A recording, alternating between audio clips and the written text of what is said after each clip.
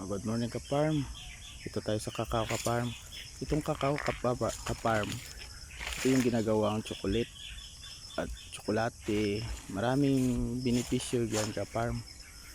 Sa pagkakakao ka-farm, maraming ding nalugi ng mga farmers. Marami ding umasinso. Sa pagtsatsaga lang yan ka-farm. Nasa tao lang yan. Pag matyaga ka, masipag ka, minsan mawala ng pag-asa yung mga farmers natin dahil sa mababang demand ng kwan, at yung kwan sa financial din malulugi yung mga farmers natin kasi maraming kwan kompetensya ngayon sa market mga ka-farm. Sa first step lang ka-farm, ang farmers marami na yang utang. Pagka second step, kulang pa yung income ng kakao, kaya ang iba iniiwan, hindi nagtiyaga. Ang iba pag nagpatuloy kasi maraming pera, silang umangat. Diyan ang katotohanan ng ka-farm. Ang tunay na farmers, matyaga, masipag. Kailangan isa puso mo bawat work mo. Hayaan mo yung mga kailangan pahanapan mo ng paraan para umangat ka. Magpatuloy ka, huwag ka mawalan ng pag-asa. Yan ang tunay na pag-asinso ka-farm.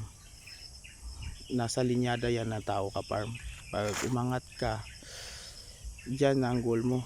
Kahit ano pang sikap gagawin mo, pag hindi mo linya yan ka-farm, babagsak ka.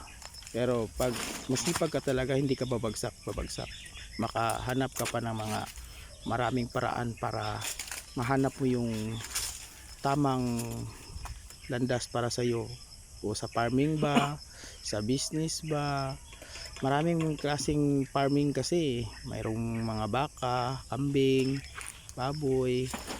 Hindi lang yan, mayroong mga klaseng paraan ng farming. Mayroong palayan, iba-ibang klase, mayroong niyugan. Pag sa linyada mo yan ka-farm, pag umangat ka dyan, pagpatuloy mo, huwag ka nang lilipat-lipat. Diyan ka na focus sa isang direksyon. Mayroong farming din sa mga gulay. Ang iba nagtumatanim ng ang iba tumatanim ng watermelon, pakwan, para iba umarkila pa. Diyan sila umangat, umarkila, maka laking income. Ang iba tumatanim ng mga saging, lakatan. Nasa tao lang po pala ang pag-asenso, hindi sa kwan. Thank you at God bless you.